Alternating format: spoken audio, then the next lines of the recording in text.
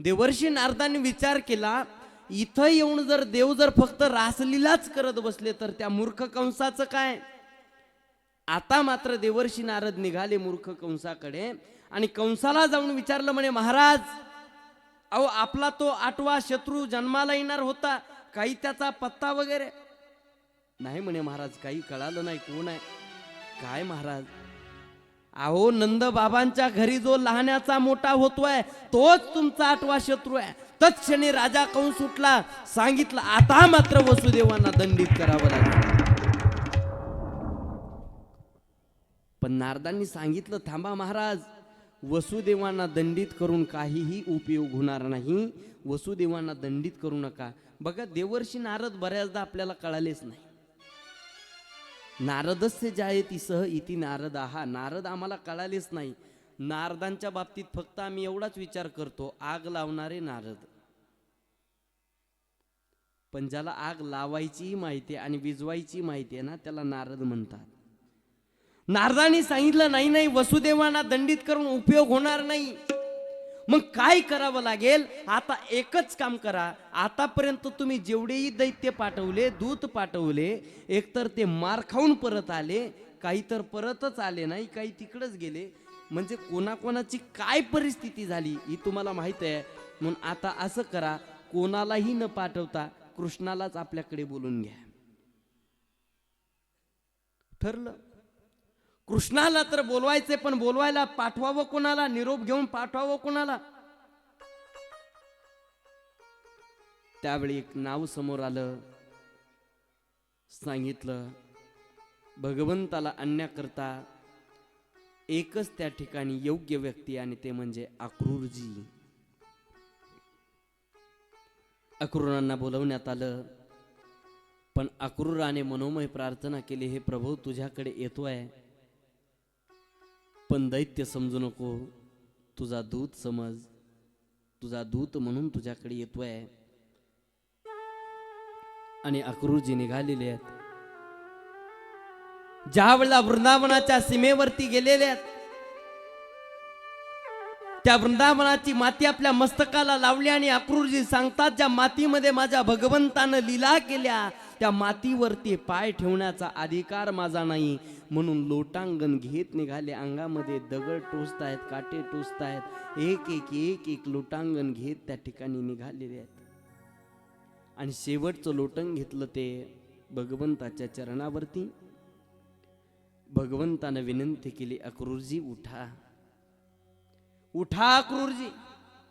अक्रूरजी मात्र उठायला तयार नाहीत, कारण अंतर्यामी भाव सांगतोय, देवा अक्रूरजी म्हणताय याचा अर्थ तुम्ही मला परक समजताय. एकदा तरी आपलं समजून आपलं माना ना, मला एकदा तरी काका म्हणा ना. आणि शेवटी भगवंतानं तो अंतर्यामी भाव जाणला आणि सांगितलं, काका उठा. अक्रूरजी उठले. आपल्या हृदयाशी आलिंगन दिलं भगवंताने. तेवढ्यामध्ये नंदबाबा आले. नंदबाबांनी विचारलं, अक्रूरजी कसं काय येणं केलं. सांगितलं, हो राजा कंसानं तो यज्ञ आयोजित केलाय आणि त्या यज्ञाकरता कृष्णाला नेण्याकरता आलोय. नंदबाबांनी सांगितलं, हळू बोला, हळू बोला. हे जरी एखाद्या वेळेला यशोदेनं ऐकलं ना, गडबड होईल, हळू बोला. कारण भगवान परमात्मा 11 वर्षाचे झाल्यानंतर जाणार आहेत, हे फक्त नंदबाबांनाच माहित होतं, यशोदेला माहित नव्हतं. हळू बोला. यशोदेनं जर ऐकलं ना, गडबड होईल. खरं सांगा मला, त्या यशोदेला माहित नसेल का आपलं लेकरू आपल्यापासून दूर जात आहे. एखाद्या वेळेला लेकरू बाहेरून खेळून जरी आलं ना, आई त्या लेकराच्या चेहऱ्याकडे पाहून सांगत असते, लेकराचे काय हाल आहेत. सांगू, ज्या वेळेला आमचं वयही नव्हतं ना बाहेर राहण्याचं, त्या वयामध्ये आम्ही आमचं घर सोडलं, आईचं प्रेम त्या ठिकाणी त्यागलं. त्या वयामध्ये आईच्या प्रेमाचा त्याग केला म्हणून आज कितीतरी माझ्या माई या ठिकाणी मला प्रेम देण्यासाठी उपस्थित आहेत. खरं सांगू माझ्या आईनं, ज्यावेळेला लहान वयात आम्ही बाहेर राहायचो ना, आईपासून आम्ही कितीतरी अंतरावर होतो, तरी सुद्धा फोनवर फक्त हॅलो जरी म्हटलं ना, आमची आई डायरेक्ट ओळखायची, बाळ तू जेवला नाही अजून. दूर राहणाऱ्या लेकराच्या आवाजावरून जर आई ओळखत असेल माझं लेकरू उपाशी आहे, अरे जवळच लेकरू दूर जात आहे, हे काय यशोदेला कळत नसेल? यशोदेनं सर्वांना जेवायला दिलं, सर्वजण झोपलेले आहेत आणि रात्री अर्धरात्री 2 प्रहरानंतर भगवंताला जाग आली. ज्यावेळेला लेकरू लहान असतं ना, ज्या वेळेला ते अर्ध्या रात्री झोपेतून उठतं, त्याच्या पुढे तुम्ही लाख सुख आणून ठेवा, ते लाख सुखांचा त्याग करून फक्त आणि फक्त आपली माय शोधत असताय. भगवान परमात्मा उठले, इकडे तिकडे पाहतात, मैया दिसत नाहीये. बाहेर येऊन पाहिलं तर चंद्र चांदण्यांच्या साक्षीमध्ये त्या ठिकाणी मैया रुदन करते. भगवान परमात्मा सांगतात, मैया तू रुदन करतेस, मैया तू रडू नको, मैया पण मला जावं लागणार आहे. अरे त्या गोकुळामध्ये कितीतरी लहान लेकरांची जीव घेतली त्या मूर्ख कंसानं. अरे 4-4 महिन्याची लेकर आपल्या आईच्या डोळ्यासमोर त्या ठिकाणी चिरडल्या गेलेली आहेत मैया. त्या आईचं अंतःकरण काय म्हणत असेल, मैया मला जावं लागणार आहे. रडू नको ना मैया, तू रडू नको. मैयानं सांगावं, काना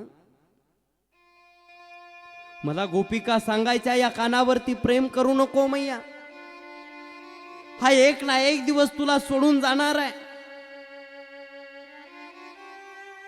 पण माझं चुकलं ना, मी तुझ्यावर प्रेम केलं नाही ना मैया. च्या सुखा कारणे देव बेडावला, वैकुंठ सोडून नंदा सदनी राहिला. मैया असं नको ना बोलू मैया. एक गोष्ट लक्षात ठेवा गड्या, भगवंताला प्रत्येकाच्या घरी जाणं शक्य नाही गड्या. म्हणून देवानं प्रत्येकाच्या घरामध्ये 2 अंश तयार केले, एक म्हणजे आई आणि दुसरा म्हणजे बाप.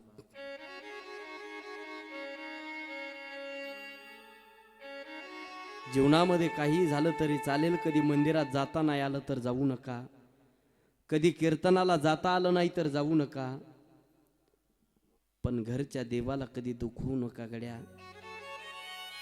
आपल्यामुळे ना आपल्या आईच्या डोळ्यात कधीच पाणी येऊ देऊ नका.